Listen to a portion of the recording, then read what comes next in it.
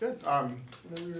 So shall I introduce you? It's my pleasure to introduce my student Haofan, who is keeping the tradition of presenting his dissertation on election day, as I did 8 years ago, right around today. And so I wish him all the luck and hope the next 8 years turns out better than mine did. Except for, some obvious things that worked out well. But go for it, Haofan. Okay. Hi, everyone. Thank you for coming to my defense talk. My name is Haofan, and I will be presenting my work I done during the PhD study. And also, at first, I would like to thank my committee members for joining today, and my advisor, Owen, and also Peter and Lindsay. And the topic of my talk today is building secure distributed applications the decent way. And I want to begin my talk with the following questions. Isn't the application we are using today already secure enough? And why we make such big deal out of this? So modern applications increasingly rely on remote services to deliver core functionalities to users. And as end users, we install apps on our phone and laptops and so on. And then the app sends the request to the remote server for processing. So this allows offloading heavy tasks to the remote server and also synchronize our data across devices. And this model often involves multiple entities. For example, sometimes we use ride-sharing app and in our phone, so we are the user of this app. And this rideshare app is developed by some service providers such as Uber or Lyft and so on. But the service provider usually don't have the resource to maintain all the servers they need. So they will host part of or even all of their service on machines maintained by the cloud providers such as AWS, Google Cloud, and so on. So a more concrete example is that Uber hosts some of their service on Google Cloud. So what are the security concerns in these models? As users, we worrying about, for example, whether what are the concerns? Yeah, so we are worrying about, for example, whether our GPS locations is protected. Can someone, unauthorized person get our location and track me? And so that's a confidentiality concern. And I will probably also concerned, will the service be available when I need it? So let's say I'm catching a flight in an hour, but the service is down, so I cannot find a driver to take me to the airport. So that's an availability concern. And if I were the service provider, I would probably concern about things like, does anyone tampered with my programs? Can someone just hack the cloud and change their bill of $1,000 to just $1? So that's an integrity concern. And or will the service be available when the customer needs it? For example, if the cloud machine always get overloaded and go out of service during the peak hour, then the customer will probably go to my competitor. And confidentiality, integrity, and availability are three key objectives of information security. And we want to achieve all three of them. But how do we usually ensure these security guarantees? The service provider and cloud provider may claim that they use X and Y and Z technologies to provide some or all of these guarantees. But how do we verify that these guarantees are in place? So oftentimes this is primarily based on the reputation of the service provider and the cloud provider, as well as legal agreements. So in the event of a breach, the victim can take legal actions and get compensated. And so it discourages the perpetrator from repeating their mistakes.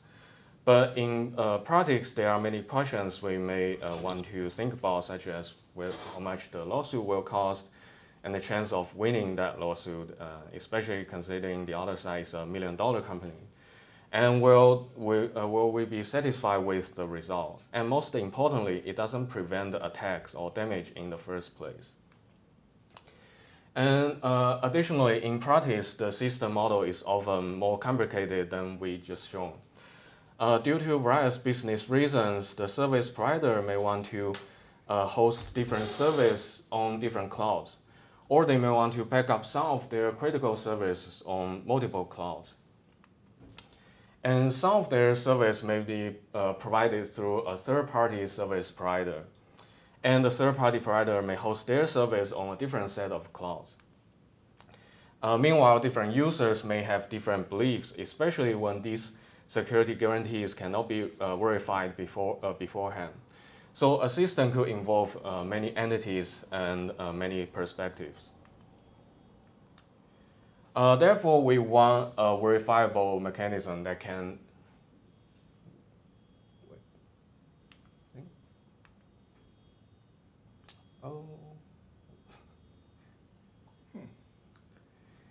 You were A saying verifiable mechanism. availability is important.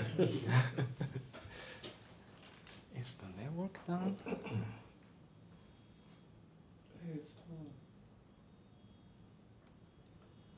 Wow, that sucks that Zoom going down canceled your presentation. There you go. Do you think it was the service provider or the cloud? Maybe all of them. Yeah, so therefore we want a verifiable mechanism that can ensure the security of the applications and that can ensure the security of the application, and we want a decentralized trust model where each entity can make its own trust decisions. And lastly, in case where a dispute mechanism is really needed, we want to build a deterministic dispute resolution mechanism into the protocol, so that users know that when they raise a dispute, what the result they will get before joining the system.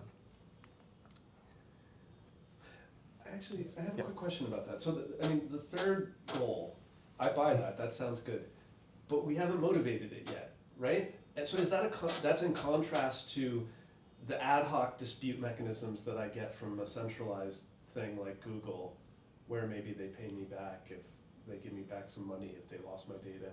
Like, what are we contrasting with here? The deterministic dispute mechanism. Is that following from decentralized trust? Or is that something I wanted from Google Cloud anyway? This is follow the decentralized trust, because I believe if you submit like a dispute to the Google, it's up to the Google to make that decision. But they're big enough that you trust them to follow through, as opposed to, okay. Yeah, but in here we want that dispute mechanism to be a program that everybody knows. And they know that they will submit dispute to this program, and they know what the result that this program will generate. Consequently, they don't need to trust. Yeah, they don't need to trust who makes the decision, because it's a program that's running. Thanks. And there are some existing solutions, such as end-to-end encryption, fully homomorphic encryption, and multi-party computation. And they provide verifiable security guarantees and decentralized trust model. But they suffer from various issues, such as only practical for certain operations, high computational cost, and also provide little or no availability guarantees. Therefore, we propose a decent framework which integrates a secure enclave with blockchain. Secure enclave is a protected memory region that's encrypted by a unique key that fuse into the CPU silicon. So when doing computations, the CPU loads in the encrypted code and data from the memory and decrypts them on the fly. Once the computation is complete, the result will be re-encrypted and write back to the memory. So this provides confidentiality and integrity with relatively low overhead. Haofan, I've been working in this area, so it's kind of difficult to modify a CPU, but there are other ways to build secure enclave. Have you considered other ways to build secure enclaves? In my work, we're not building the enclave. We just use the enclave to achieve the goal we want. And it's applicable to many enclave types. The basic, we're just assuming the basic kind of core abstractions. Yeah. And due to this design, enclave hardware only provides operations supported by CPU, meaning that a bare minimum enclave application can only do computations. But this certainly is not good enough for a useful application which at least need a system input and output such as network access. So to communicate with clients or peers over the internet, enclave application has to ask the operating system for help to forward the message between the internet and the enclave application. But in the threat model of the secure enclave, attacker can have full control over the operating system, including the network traffic. So that means they can do whatever they want with the network connections. So this brings up two questions. How can we protect the sensitive message sending to the enclave? And most importantly, how do we know that we are talking to a real enclave application instead of application that pretend to be an enclave application? And so this can be verified through a chain of digital signatures and certificates. The first, the hardware enclave signs a attestation report containing the hash of the enclave program. And so this ensures that the running program is the one we expected. And then the enclave hardware key is certified by the hardware manufacturer. So this ensures that program running on a real enclave hardware made by the manufacturer. And the root of trust in this process is the manufacturer's key. And in decent framework, users and service providers are encouraged to choose the CPU manufacturers or hardware they trust, so that there's no single manufacturer holds a monopoly on the trust within the system.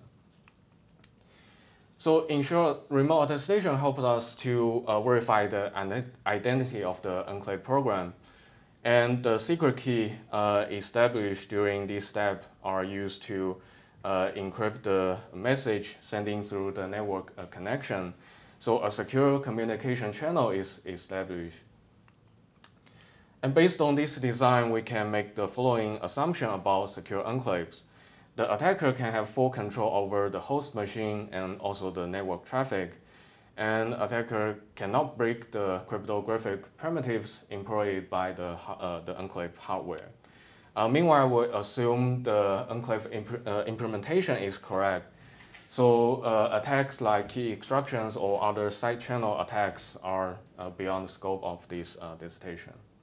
And just out of curiosity, so like the first, certainly the third, is like a standard assumption. We're all prepared to make that assumption. Is the enclave is so isolated that a side channel attack can't exist? Is that a standard assumption that we make when we're users of enclaves building systems? It's kind of a vital lie in some ways. I don't see how you can make progress without it. I'm just curious. Is it something that everybody does? Like we make standard cryptographic assumptions, like you can't crack such and such. It depends on which reviewer you are, but I feel like there's plenty of research on enclaves that is about how enclaves should be applied, and then there's others that are about implementation. And so when I think that you're building something using the enclave as a mechanism, it's a pretty standard that's assumption standard, because without making it, what do you get? Sure. Thanks. Yeah, we have to make that assumption, otherwise it's. The important thing is you stated your assumptions, and I was just curious. And I mean, depending on the scenario, it might be more or less reasonable to assume that side channels aren't observable. But in this situation, it seems adequate, or at least orthogonal to think there's some other way you might want to mitigate those side channels. Right. But bear in mind, to your point, that people who are concerned about the security of their data are running on AWS services in a cloud that AWS controls. And they don't mind injecting their secret keys in these other servers. it's kind of, when you step back and you look at what's going on here, it's really ridiculous. Yeah, I mean, you're saying anything would be better than what's happening now? Well, I'm saying, well, that's true. But if you know, especially in the FHE community, people really don't want to give up their secret keys unless your name is Amazon. In which case you're injecting your secret key in a server controlled that's owned by Amazon in a cloud run by Amazon. That seems to be okay for some reason. Yeah. And it's one of the reasons that these things spiral out of control pretty quickly is because there are a lot of built-in assumptions and people don't always like Question the assumptions. tune them to like the specific conversation they're having, for instance, you know, like, or paper they're reviewing. Exactly. Thank you. Do you have a question? Yeah. So I have a question about the first point. When you say host machine, so is this the machine on which the enclave is located? Yeah. Okay. So when you say the attacker may have full control, you're saying including the enclave? Including the enclave hardware, so like they can, including they can like turn off the enclave hardware, or like disable it. Okay. And control the OS. Yeah, I think control the that's the most operating important thing is system. that the host is surrounding the enclave. Anything that wants to get in or out of the enclave has to go through the untrusted OS and hardware. Right. Okay. So But the answer is not no, because you could use a known enclave and attempt to do it maliciously, or you could attempt to, you know, use a malicious enclave as though it were some different enclave. So like, yeah, kind of, like even the enclave. Yeah, the attacker may even launch another enclave program on the same machine. You just can't like violate the signatures that, you know, are authenticating what it is that is happening. okay. Thank you. And so blockchain is composed of a sequence of blocks, each linked to the previous one through a hash, and every block contains a list of transactions representing the operations on the data stored within the system. So if we manipulate any data in an older block, the hash of the following block, all the following blocks will be invalidated. So this mechanism ensures the integrity of the data stored in the blockchain. Meanwhile, a permissionless blockchain such as Bitcoin or Ethereum, they replicate all the blocks on thousands of nodes around the globe. So this offers an extremely high availability guarantee. And we can make the following assumption about blockchain. In a proof of work network, the attacker controls less than 50% of compute resources, while in a proof of stake network, the attacker controls less than 1/3 of stake cryptocurrency. And similar to secure enclave assumption, the attacker cannot break the cryptographic primitives employed by the blockchain. These are definitions you're giving. Is POW, that is the definition of POW? Well, it's the threat. That's It's a type of the blockchain network. Maybe Ike wants you to define those things before putting them in the threat model. It's okay. But yeah, these are his assumptions about what, Yeah, in later of the slide, I will introduce the proof of work protocol. Okay. So far, we have shown that enclave provides confidentiality and integrity, and meanwhile, blockchain provides integrity and availability.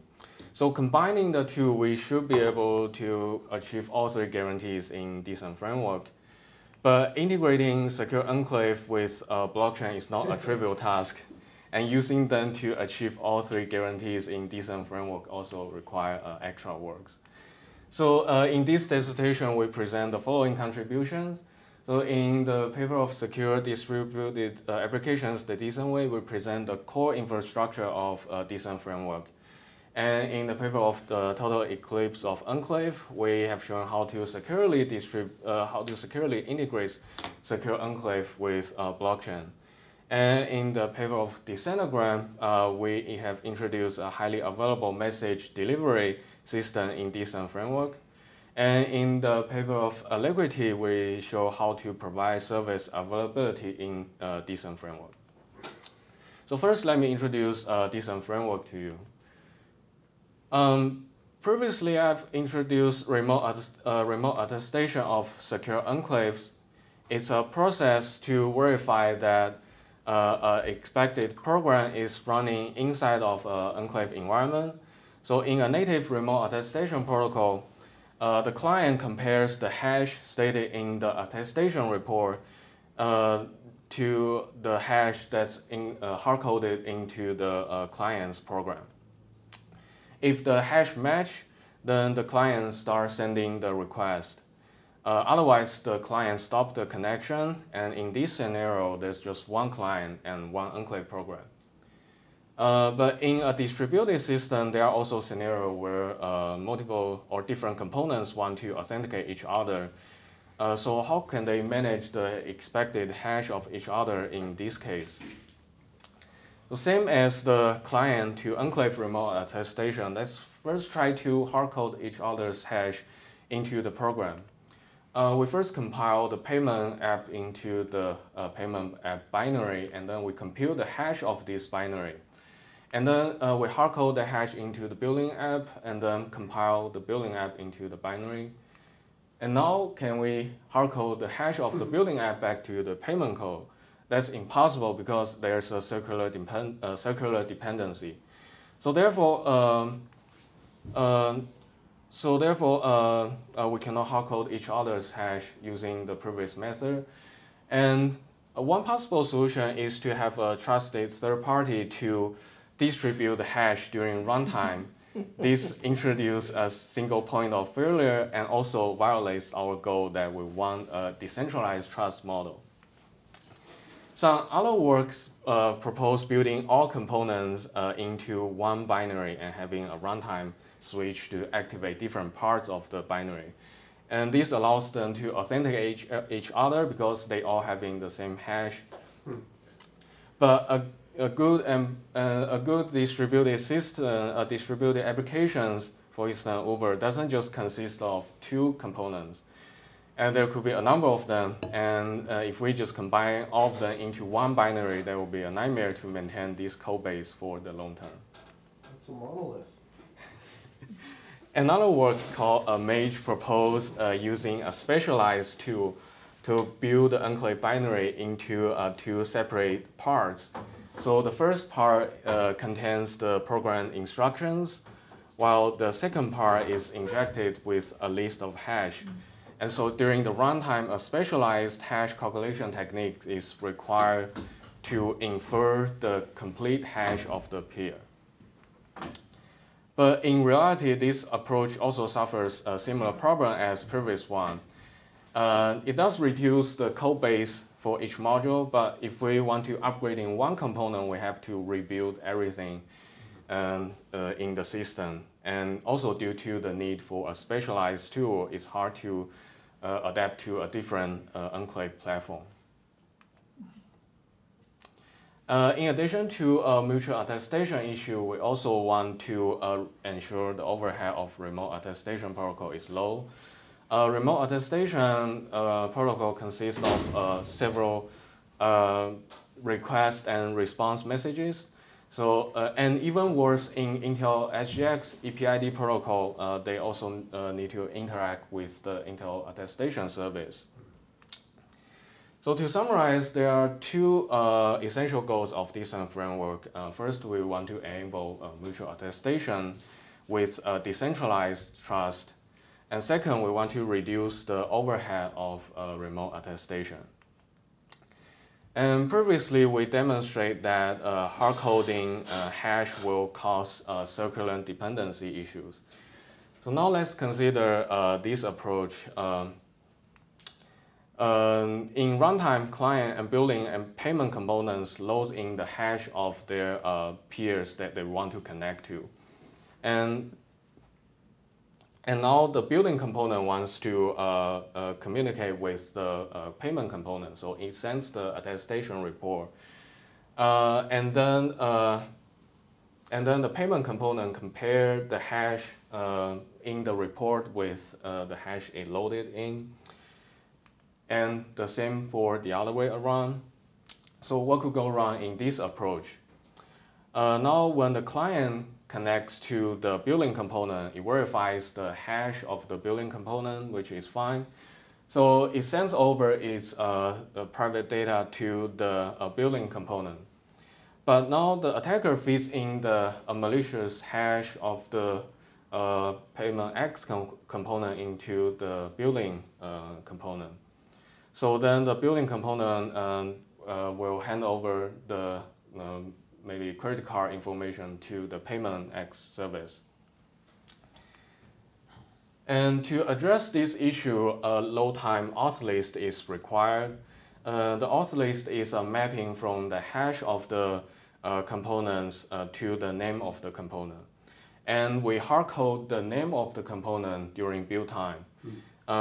So during the runtime, each then only needs to load in the auth list. And they will compare peers hash with the hash listed in the auth list associated with the expected component's name. Yeah. Just to contrast this with the setup you originally showed with the circular dependency. So is the difference here that these hashes are being provided at runtime?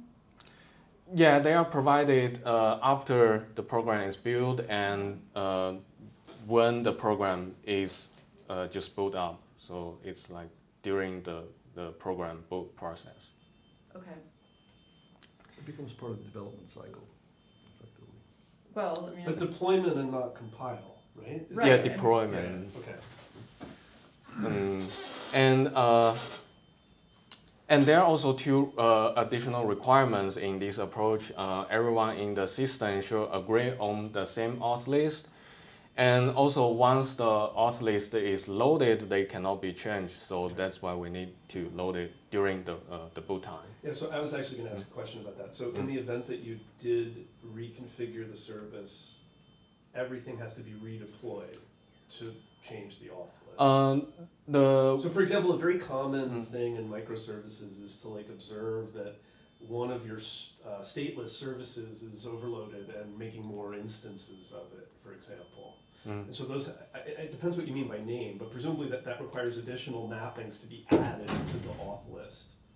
Will the whole application need to be sort of taken down and brought back up to scale up, to elastically scale up one of the services?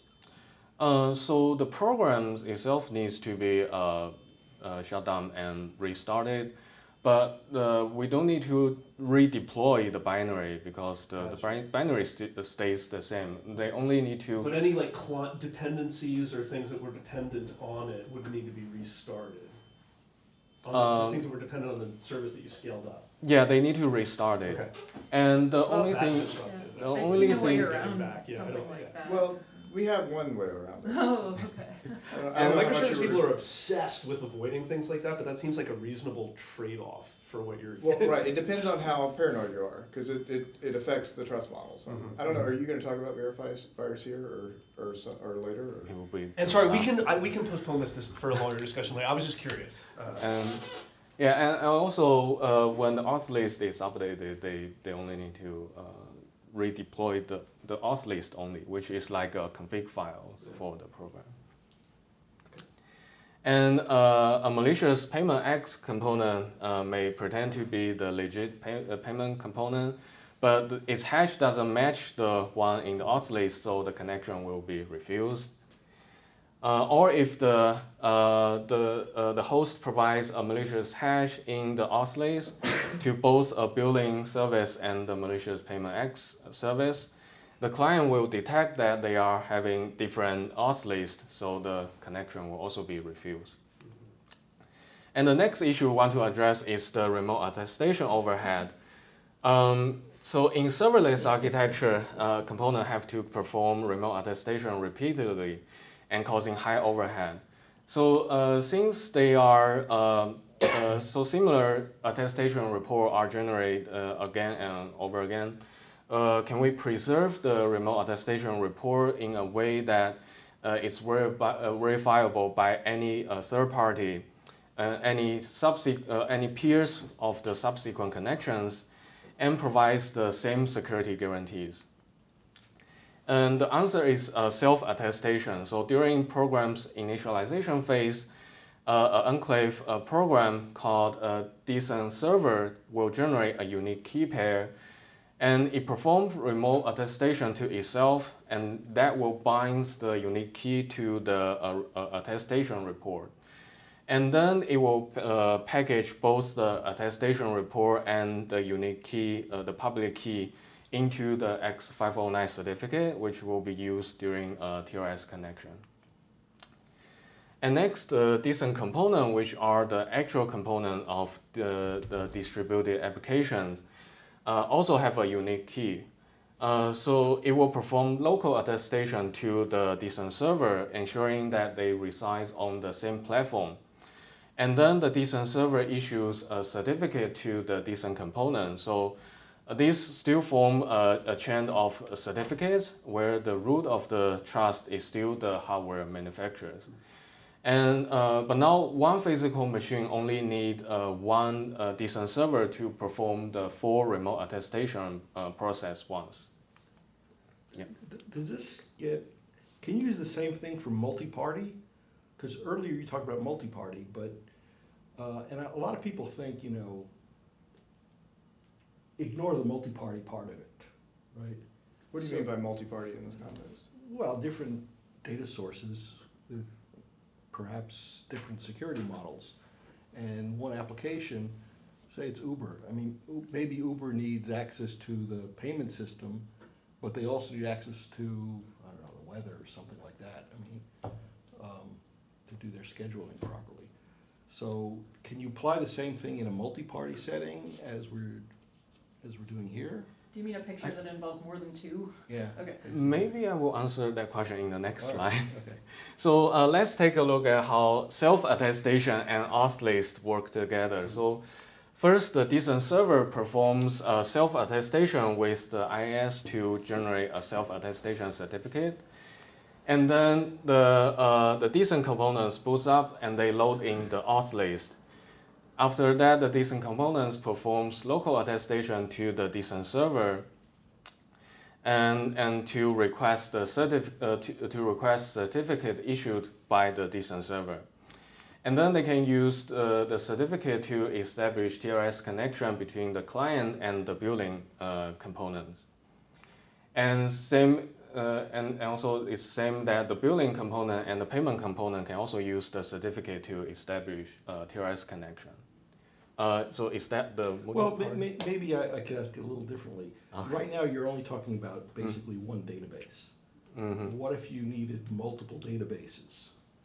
Could you apply the same set of techniques, and would you have to change the approach a lot?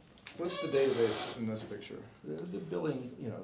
But billing and payment could have their own, could be completely federated, and in fact could be mutually distrusting, Yeah. I think, in this picture, right? That's- So this sort of is That's, multi-party. okay, that's my Or question. could be. The slightly harder thing to do is how to interact with other instances that don't have the same auth list. Right. Right.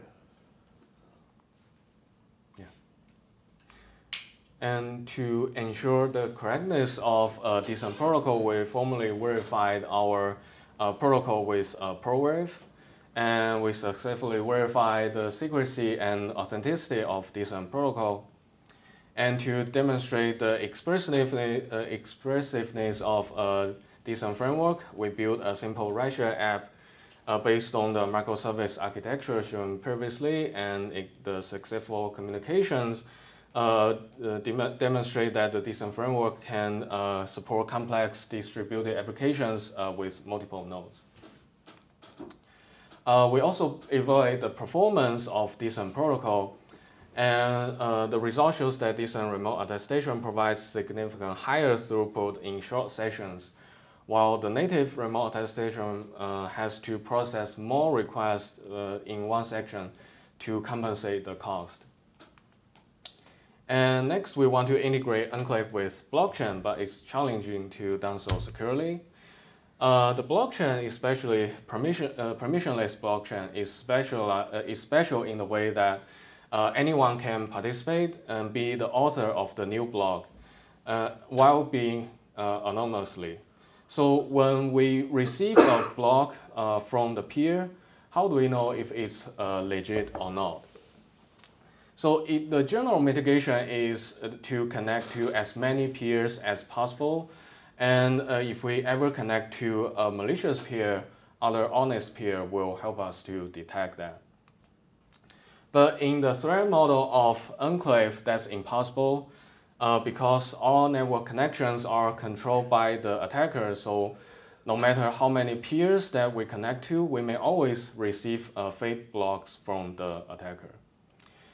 All the attacker can simply block the connection, and such an attack is called eclipse attack.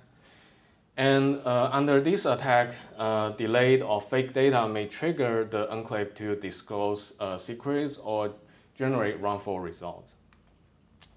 So to find the solution of eclipse attack detection inside of the enclave environment, we need to understand the blockchain protocol. So many public blockchains, such as Bitcoin or an earlier version of Ethereum, are using proof of work protocol.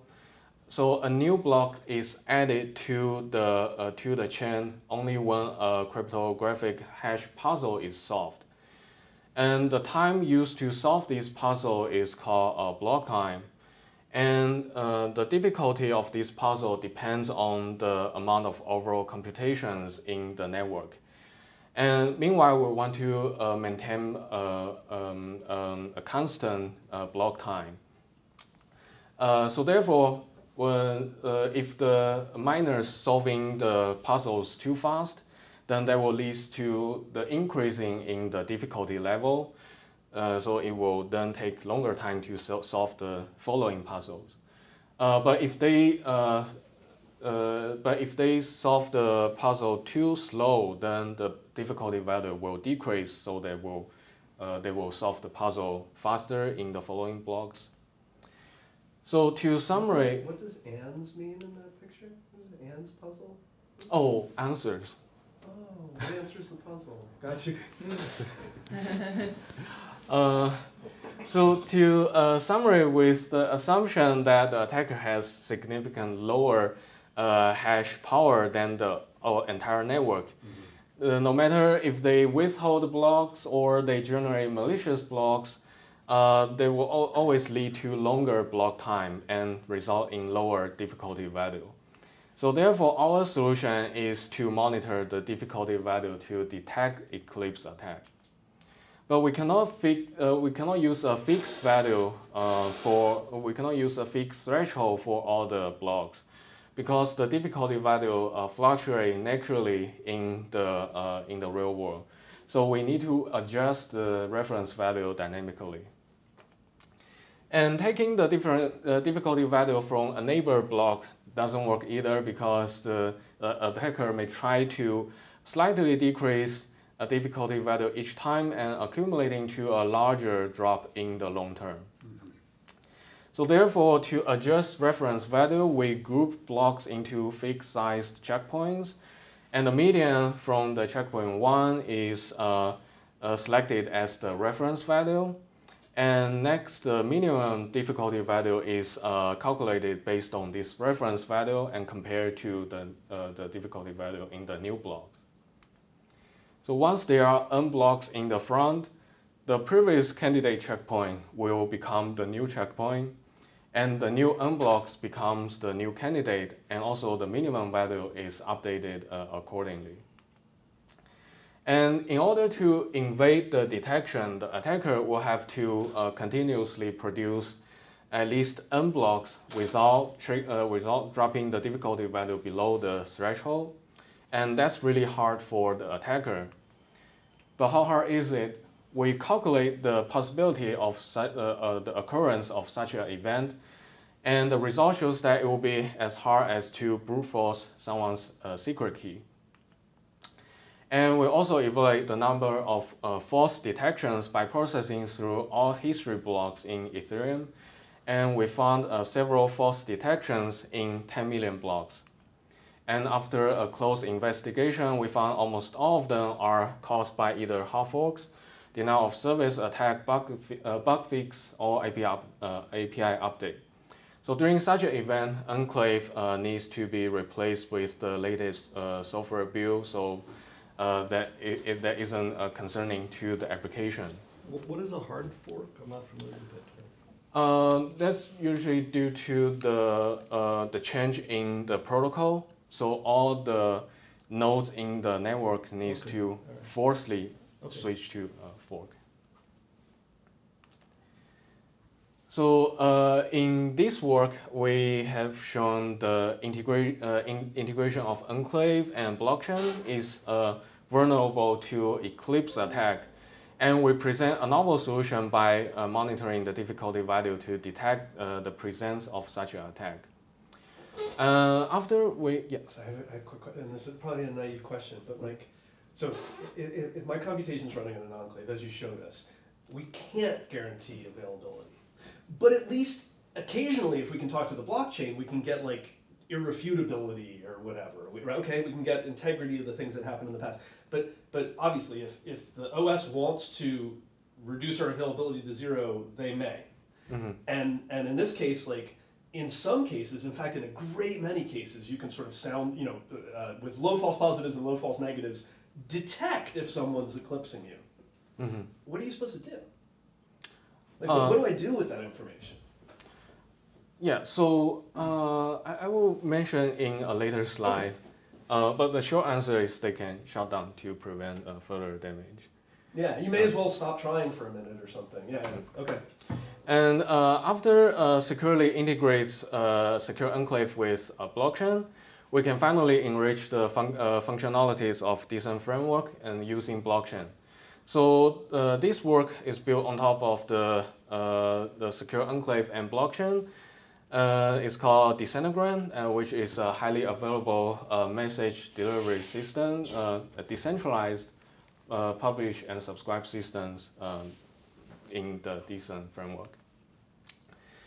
So in decent framework, a distributed application consists of multiple enclave components, and replicas of one type of enclave component can have the same enclave image, but each replica will have its own unique key. So when a version of enclave program is found to be vulnerable or even compromised, we want to revoke all enclave images, all enclave instances that run in the same version of that enclave. So that means we want to revoke the image of the enclave instead of revoking each unique keys holding by these enclaves. So how can we effectively deliver the revocation message to all components in decent framework? A typical publish and subscribe system consists of a publisher, broker, and subscribers. So when a publisher sends an event to the broker will notify the corresponding subscribers of these events. But single publisher and single broker model introduce single point of failure. And modern pub/sub systems rely on replication. This allows the system to remain functional as long as majority is alive. But standard replication only scales to hundreds of nodes and require a centralized membership management.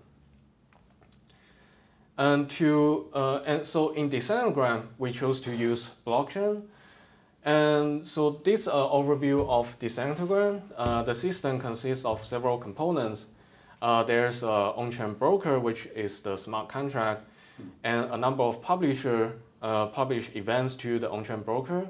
And we also have on-chain subscribers, which are also smart contracts, as well as off-chain brokers and off-chain subscribers. So to set up components in Decentralized, we first deploy an on-chain broker, the on-chain broker contract, and then the publisher can now register with the on-chain broker for notification channel using a name. And after the on-chain subscribers are deployed, they can subscribe to the event channels using the channel name, and the off-chain subscriber can also subscribe to the channel using the channel name through an off-chain broker. So once the notification channel has been set up, let's take a look at how the publisher can publish events. If the source of the event is verifiable by a digital signature, then the smart contract can just verify the signature directly. Otherwise, secure enclave are needed to produce the publication data. And the smart contract will verify the authenticity of the enclave message by verifying the signature and the enclave certificate. So it ensures that the data is produced inside of an enclave, and this authentication scheme is for data that can be fetched through a TLS connection or data produced directly inside an enclave. So once the data is authenticated, let's check out how brokers can distribute events to on-chain broker and off-chain brokers. Recall that on-chain subscribers are smart contracts that subscribe to event channels. So when an event is published, the on-chain broker issues cross-contract call to the on-chain subscribers, which will notify these the on-chain subscribers using the cross-contract call, so that the notification happens within the same transaction, so there's no delay. And to propagate events to off-chain subscribers, Decentraland employs off-chain brokers. So off-chain brokers are regular computer programs running on devices such as servers and PCs. And the on-chain broker receives the new event from the publisher, and in addition to notify the on-chain subscribers, it will also emit an event containing the details of the publication. So the off-chain broker monitors these events by continuously fetching new blocks from the blockchain. And also they will look for the emitted events in these blocks. So once the event is found, they will forward the publication message to the off-chain subscribers. And this setup is completely decentralized because any blockchain nodes or blockchain participants can be the off-chain broker. And finally, we need to consider incentives. So since it's a decentralized system, a publisher needs incentives to motivate their publications and compensate their cost. And previously, we showed that on-chain when on-chain subscribers are deployed, they need to subscribe to the on-chain broker. And during this step, they will include a deposit that's used to pay for the notification. When a publisher publishes data, they are rewarded for each subscriber that gets notified. And this setup allows multiple publishers to compete with each other, but only the first one will receive the reward. And this ensures that the publishers are also decentralized and highly available. So now to revoke enclave images, Decentraland smart contract framework supports 3 ways to revoke the enclave image. The first approach is common in many BFT systems. We assume the system have some federations of mutually distrustful entities, so they can express their agreements of revocation by casting votes to the smart contract. But can we do something better than voting so that we don't need human interventions in scenarios where the evidence is concrete? The answer is that yes, and particularly good today, right? Revocation of voting. Exactly. Suppose a private key is leaked either partially or totally. An auditor can demonstrate the proof of this key being leaked by signing a predefined image, a predefined message, or using partial knowledge and enumerate enough tries to end up signing that predefined image, predefined message. The smart contract can verify the signature of this message and to determine that the private key is leaked. And a properly implemented enclave should never reveal its private key, so when the private key is leaked, we can assume that the enclave program has vulnerability or even compromised. So the smart contract can add the image of the enclave to the revocation list. And even better, with a way to verify signatures, we can even detect things such as conflicting messages. Suppose the components are running some leader-based replication protocol, and the leader sends conflicting message to different replicas. When an auditor learns of this conflicting message, they can send them to the smart contract. And by calculating the hash of the event ID and the content separately, we can preserve the confidentiality of the data. And our first evaluation considers the on-chain cost for revocation message, for revocation examples, and making function calls to smart contract cost monies. But how much it costs highly depends on the complexity of the function and the price of the blockchain network. Taking the deployment operation as an example, it will cost $48 in the Ethereum main chain, but less than a cent in a layer 2 network. And our next evaluation looks at the throughput for block processing. Since blockchain networks have constant block rates, for example, in Ethereum, blocks arrive in every 12 seconds, and in a faster layer 2 networks, the blocks arrive in every 2 seconds. So processing blocks faster will never mean we can get more blocks, since they arrive in a constant rate. So instead, in this experiment, we show that our implementation of Decentragram with 8 blocks per second throughput is more than sufficient to handle blocks in a real-life situation. And that overhead's mainly coming from what? The overhead is mainly coming from the enclave, and so we compare the non-enclave and enclave processing speed, and the non-enclave version will process at the speed of 80 blocks per second, but the enclave version process at the speed of 8 blocks per second. So that difference mainly due to the overhead of the enclave hardware. And is it like checking the signatures? That's the big. Yeah, it's not checking the signature, but calculating the hash and also verifying the Merkle trees that construct the receipt in the blockchain. And our code is publicly available and has been evaluated by DSN committee and received the Distinguished Artifact Award. And our smart contract framework not only works on Ethereum, but also has been tested on various EVM-based networks. So Decentragram not only provides means to distribute revocation lists, it also provides a general way to deliver critical message to all components in Decent framework.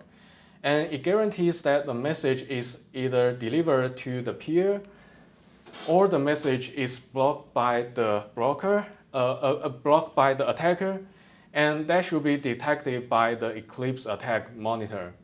And in this case, the enclave component can choose to shut down itself to prevent any further damage. But you may say that the service, this may still cause service interruptions. It doesn't ensure the availability of the enclave. Or in a simpler way, the attacker, since we assume that the attacker has full control over the operating system and the enclave hardware. So they can simply unplug the machine and cause service interruption. So to ensure the serviceability, we present Alacrity, which is a platform for decentralized serverless computing using secure enclaves. And here's the overview of Alacrity. Clients, which could be the service provider, signs a smart contract with a provider, which could be a cloud provider.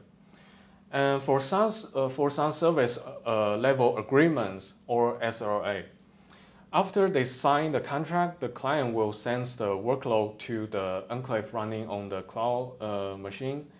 And after that, the client can send the request to the provider. In addition, the reputation management will keep track of the reputation score of all participating clients and providers, so that their activities in the service contract not only affect the current contract, but also their opportunities of forming a new contract in the future. And there are three major smart contracts in Alacrity. The first one is the SLA manager, which is the entry point of Alacrity. It deploys the reputation contract when setting up the system, and clients and providers will need to register with SLA manager to join the system. Clients can propose service level agreement contracts to a provider through the SLA manager. If the provider agree with their proposal, then that means they reach a service level agreement, and the SLA manager will deploy a SLA contract abstracting that agreement. And also during this step, they will make deposit to the smart contract for provider incentives and agreement enforcement.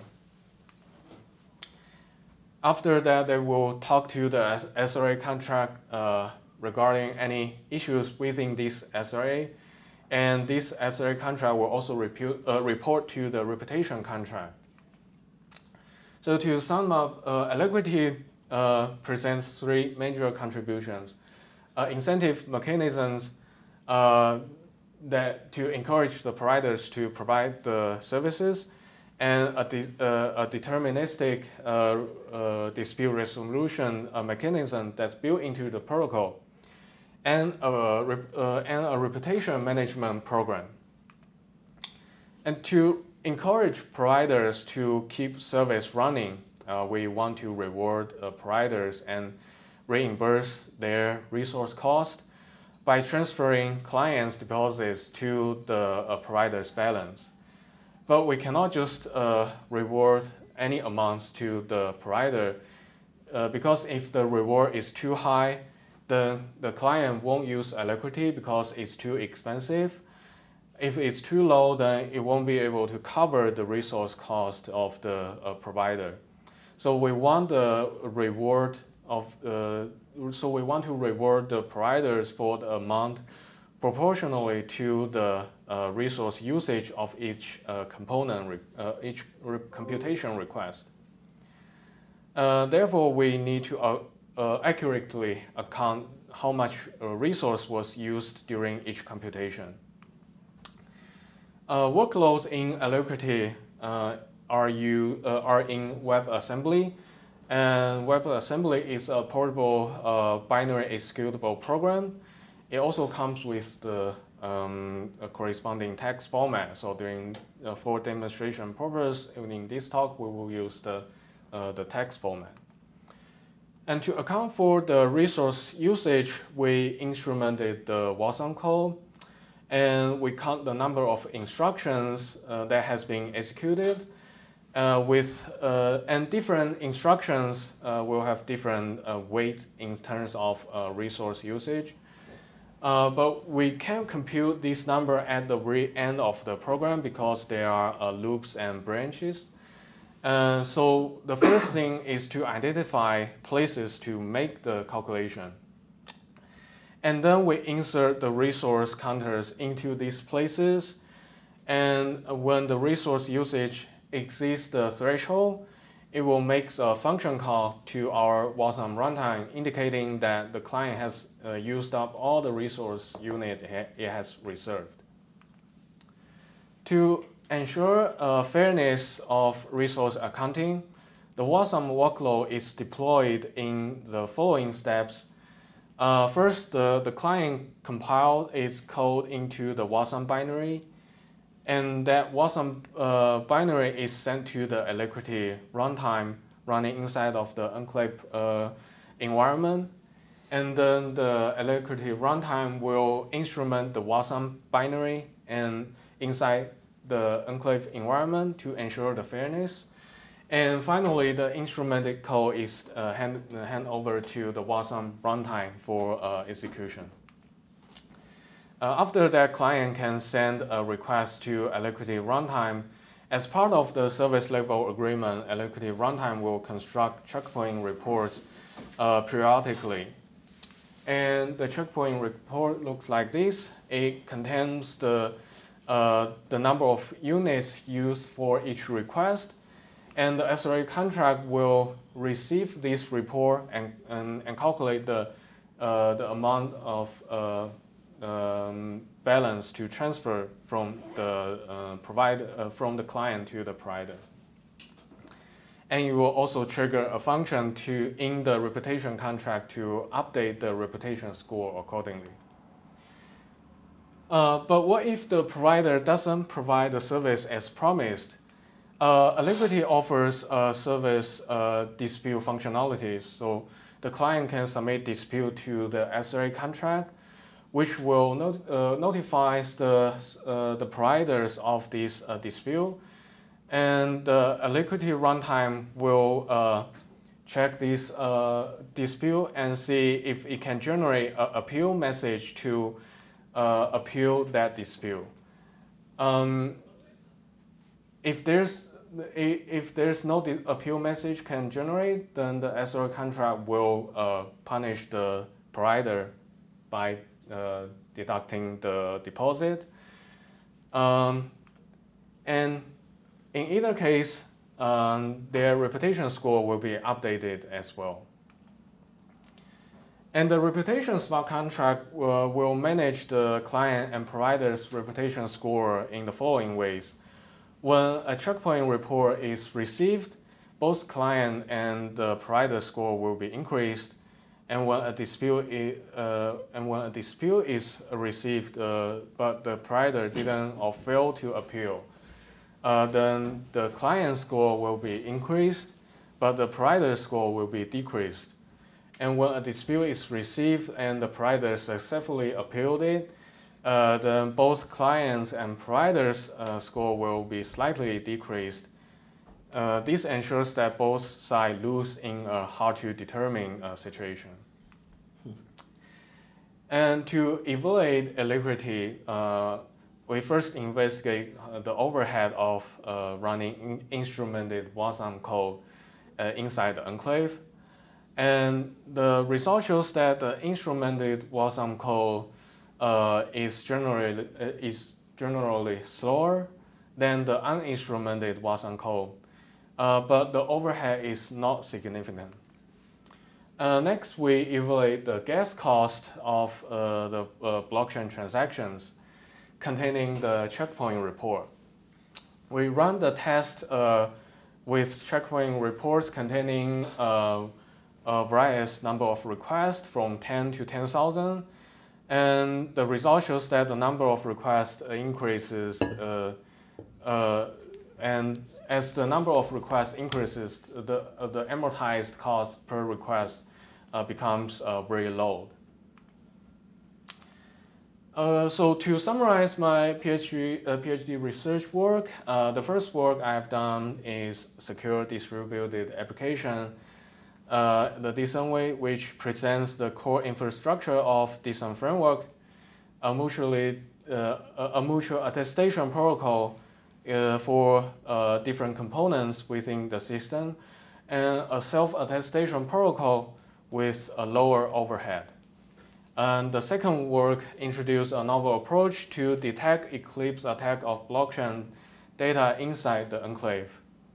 The third work, Decentralized, presents a highly available message delivery system to ensure the message availability in decent framework, and automatic revocation mechanism to automatically revoke vulnerable decent components. Lastly, Alacrity ensures the service availability in a decent framework, and all prototype implementation of this dissertation are open source and can be found through this link. And we also identify a few topics for future works. First, currently the implementation of our prototype only support Intel SGX Enclave and the EPID remote attestation protocol. And unlike Mage, decent framework has no dependency on a specific Enclave platform, and we encourage users to use Enclave platform they trust. So it would be great to add support of other platforms and remote attestation protocols to our implementation. And secondly, in Decentragram, we demonstrate that we can automatically revoke Enclave to revoke vulnerable decent components based on some evidence. But to add or upgrade components in decent framework, we either have to edit the auth list or use a voting mechanism similar to revocation by vote. So, and editing the auth list will cause service interruptions. And a voting mechanism will require some federations of mutually distrustful entities. So can we have some automatic mechanism to add new components? The answer is to put formal verifier and compiler inside the enclave. Recall that in Alacrity, where the Alacrity runtime receive a compile code from the client and instrumented it. And now if we just add the IFC verifier and compiler into the Alacrity runtime, the IFC verifier will verify the information flow of the code against some policy stated in the auth list. And if the code successfully passed the IFC verification, it will be compiled and follow the same workflow as the Alacrity runtime.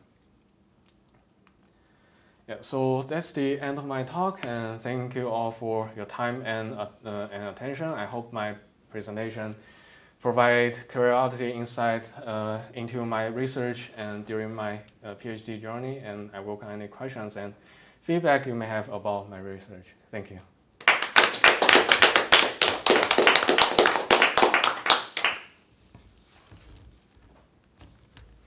Do we have a little time for questions? But we did ask some on the way too. So. I have a question. Yeah, I don't know if we want to give people on Zoom a chance first, or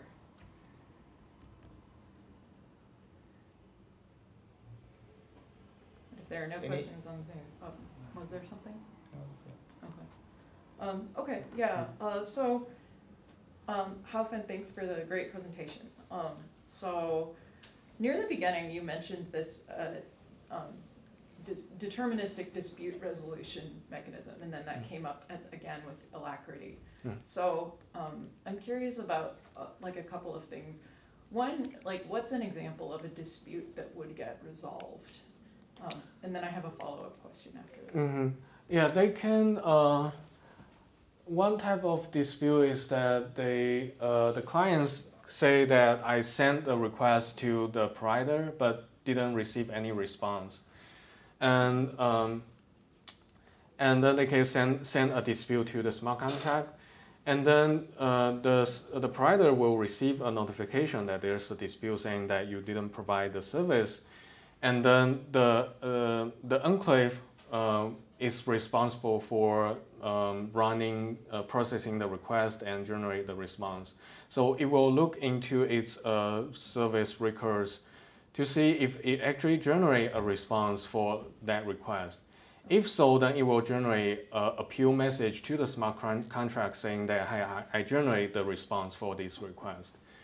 And here it is. Or Okay. well, I guess it doesn't have to say here it is because the enclave's trusted. yeah, we trust the message from the enclave. And also if the enclave find out that, oh, I actually didn't process this request before, then it will not generate the appeal message. And after some block times, then that the deposit from the provider will be deducted for punishment. Okay, thanks for the example. A part I'm wondering about is the deterministic part. So deterministic is not the first word that comes to mind when I think about blockchains, usually.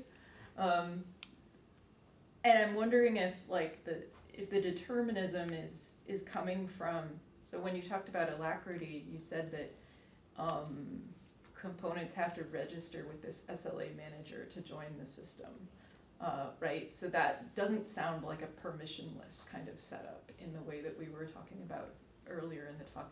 So and is the determinism coming from the fact that this is more of a closed system, or can you say a little bit more about like what is deterministic here? And yeah, it's coming from that the dispute mechanism is a program that like I just described the example that what is the process of submitting a dispute, and how the smart contract determines that if I should resolve this dispute or punish the provider. And so when the client or the provider join this system, they will know that there's a smart contract with this process, with these steps. So that means the dispute mechanism is determined when they join the system. So there will be no certain, and there will be no uncertainty that, oh, if I submit a dispute, will it be approved or not?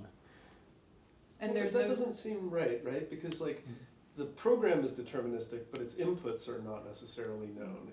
right. I can't prove that I didn't receive a message, for example. There's the uncertainty is in the network. Yeah, is there right? any sense in which that, like, where's deterministic given the same inputs, and what counts as an input? What counts as an Maybe input? mechanical and predictable is It's kind of, transparent too. yeah, I mean, that seems really important to me. Like, I know the fact that I know what program is going to run Yeah. is what's important to me. mechanical and transparent maybe is what we're really going for here. Because I mean, Okay. the most important thing is that there's not like a person. It's not like, gee, I hope that the customer service person Exactly. finds for me And rather it's than. had a good day, yeah. Oh, like okay. yeah.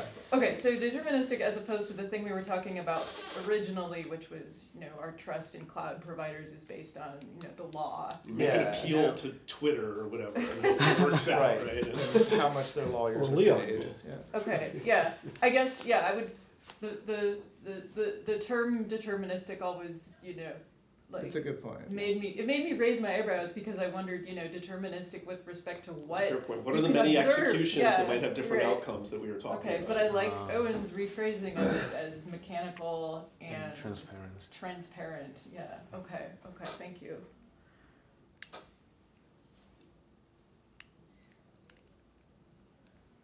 Other questions? If we're about to transition to the committee thing, may I ask if we could do a quick bio break? Yes, Awesome. I would also like that. Yeah. Thanks for coming, you guys. Yeah.